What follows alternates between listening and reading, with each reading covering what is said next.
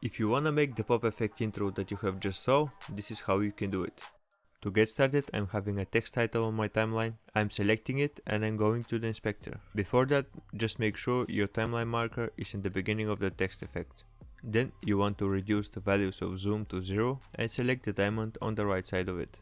That way you're creating your first keyframe. Then you can click this icon right here so you can keep track of all of the keyframes that you're creating.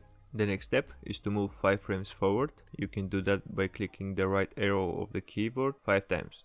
The next step is going to the zoom and changing the values to 1.2. Then move 3 frames forward and then go back to the zoom and change the values to 0.9.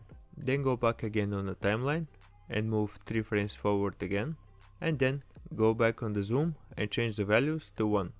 That way we are halfway through. Now we need just to make the last part of it. So now you can move your timeline marker to the place where your effect wish to end, and then go to the zoom again, and while the value is still 1, click the diamond beside it to create another keyframe. Then on the timeline move 5 frames forward, then go back on the zoom again, change the zoom values to 0.9, then move again 3 frames forward and go back on the zoom and change the values to 1.2.